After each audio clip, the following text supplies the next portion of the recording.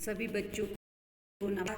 आज second year की class में अपन का जो चल रहा है भारत सरकार अधिनियम, उसके अंतर्गत अपन पढ़ेंगे भारत सरकार अधिनियम 1919। मैं डॉक्टर मीनाक्षी बोरा आपको इस चैप्टर के बारे में विस्तार से बताऊंगी।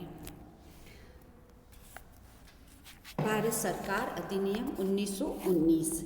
1909 का भारत परिषद अधिनियम भारतीय राष्ट्रवादियों को संतुष्ट करने में असफल रहा। उग्र राष्ट्रवादियों ने इन सुधारों को पूर्णतः अस्वीकार कर दिया। उदार राष्ट्रवादियों ने भी इसे अपर्याप्त एवं असंतोषजनक कहकर आलोचना की। इस अधिनियम ने एक और सांप्रदायिक चुनाव का प्रचलन किया तो दूसरी तरफ विधान परिषदों की शक्तियों पर अंकुश लगाकर इनमें भारतीयों को शासन कार्य पर प्रभाव डालने से वंचित रखा। इस प्रकार देश में घोर असंतोष का वातावरण फैल गया।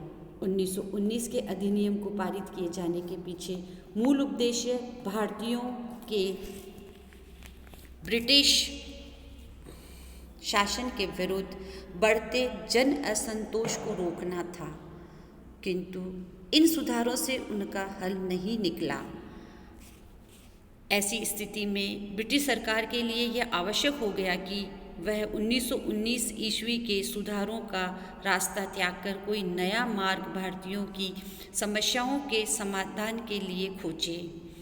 अतः सरकार के सामने ऐसी नीतियों के निर्धारण की समस्या थी जो मुसलमानों को विरोधी बनाए बिना हिंदुओं के मन पर लगी चोट को सहजता से सहला सके और सत्ता हस्तांतरण से संबंधित राष्ट्रवादियों की चुनौतियों को सुनिश्चित कर सके।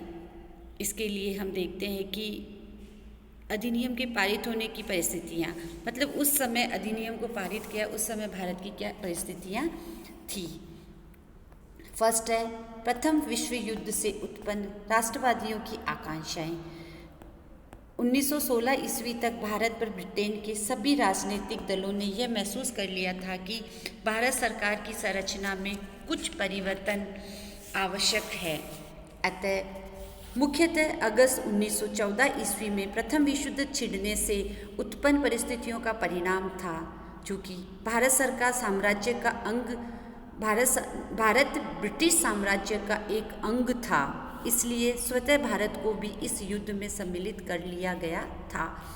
युद्ध में सम्मिलित होने के बाद भारतीयों ने युद्ध में अंग्रेजों को जन धन तथा रसद के रूप में हर संभव योगदान दिया। चूँकि भारत ने संकट के ऐसे समय ब्रिटिश साम्राज्य की सहायता की थी, इसलिए भारतीयों की अपेक्षा काफ़ी बढ़ गई थी। उनकी इन अपेक्षाओं को प्रथम विश्व युद्ध के दौरान मित्र राष्ट्रों की घोषणाओं से और अधिक बल मिल गया था। अमेरिका के राष्ट्रपति वुडरो ने कहा था, यह युद्ध लोकतंत्र की रक्षा के लिए लड़ा जा रहा है। इस घोषणा से भारतीयों के मन में स्वशासन प्राप्त करने की आशंका बढ़ गई थी और उन्हें ऐसा लगने लगा था कि जिस तरह से भारतीयों ने प्रथम विश्व युद्ध 1914 में ब्रिटिश गवर्नमेंट का साथ दिया तो कि उन्हें जरूर कुछ न कुछ लाभ अवश्य मिलेगा। सेकंड है कांग्रेस लीग पुनर्मिलन। इस समय कुछ आंतरिक तथा बाह्य कारणों के फलस्वरूप मुसलमानों में भी ब्रिटिश सरकार के प्रति असंतोष की भावना आई। इसके पीछे अनेक तथ्य जिम्मेदार थे। मुसलमानों तथा अंग्रेजी सरकार के मध्य अलीगढ़ में मुस्लिम विश्वविद्यालय स्थापित करने की शर्त तय नहीं हो पाई। 1911 ईस्वी में बंगाल विभाजन के रद्द होने तथा बाल्कन युद्धों जो 1912 से 1913 में हुए थे में ईसाई शक्तियों द्वारा टर्की के विरुद्ध युद्ध में भाग लेने के कारण अंग्रेजों तथा मुसलमानों के मध्य तनावपूर्ण हो गए और इस असंतोष के कारण कांग्रेस और मुस्लिम लीग एक दूसरे के निकट आ गई। लखनऊ में एक विशाल जनसभा को संबोधित करते हुए एक प्रमुख मुस्लिम नेता ने कहा, कांग्रेस विरोधी मुस्लिम भावना अब समाप्त होती जा रही है और संभवतः वह अब पुरातात्वीय संग्रहालयों में ही मिली। कांग्रेस लीग सौहार्द का फल 1916 का लखनऊ समझौता था।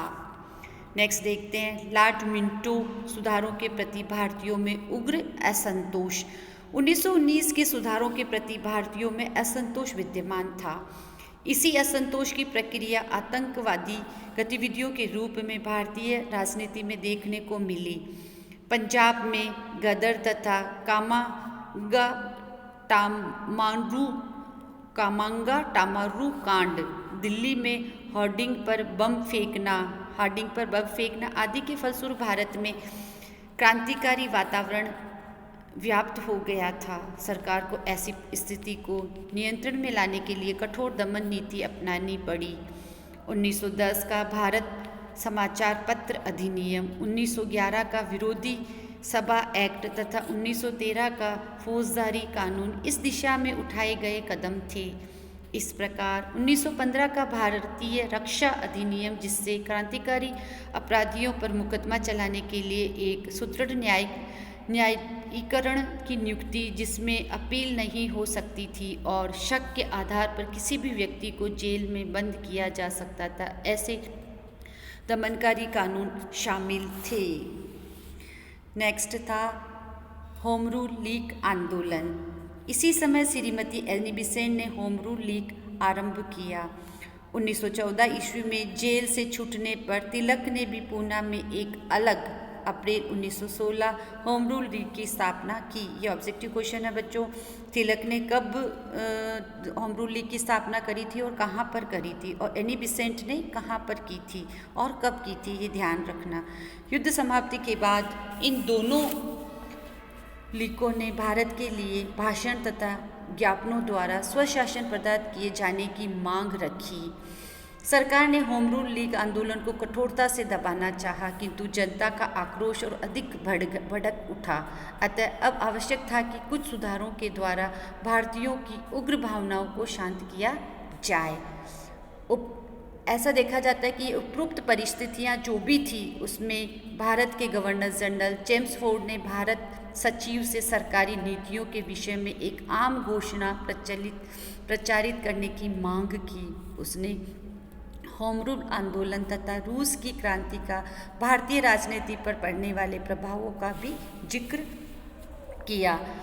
20 अगस्त 1917 को भारत सचिव मॉन्टेग्यू ने घोषणा की, क्राउन की यह नीति है और भारत सरकार भी इससे पूर्णतया सहमत है कि शासन के प्रत्येक विभाग में भारतीयों का अधिक से अधिक सहयोग प्राप्त करे तथा शासनिक संस्थाओं का धीरे धीरे विकास हो। इस घोषणा के बाद भी स्थितियां धीरे धीरे परिवर्तन की आशाएं जागने लगी थी। भारतीय राजनीति की विषम परिस्थितियों का अध्ययन करने के लिए हम 1917 में स्वयं भारत सचिव मॉन्टेग्यू दिल्ली आए। उन्होंने गवर्नर जनरल चेम्सफोर्ड के साथ भारत के प्रमुख नगरों का दौरा किया। मॉन्टेग्यू ने अनेक प्रतिनिधि मंडलों तथा भारतीय सेना के प्रमुख अधिकारियों के साथ विचार विमर्श करने के बाद एक रिपोर्ट तैयार कराई, जिसे मॉन्टेग्यू चेम्सफोर्ड रिपोर्ट कहते हैं। ये आपके इम्पोर्टेंट है, ध्यान रखना। यह योजना जुलाई 1918 ईस्वी में प्रकाशित की गई और इसी को आधार मानकर 1919 का भारत सरकार अधिनियम बनाया गया था। धन्यवाद बच्चों। आगे की क्लास में नेक्स्ट टॉपिक पढ़ेंगे, या भारतीय शासन अधिनियम 1919 के उद्देश्य क्या थे उसके बारे में अपन पढ़ेंगे। धन्यवाद।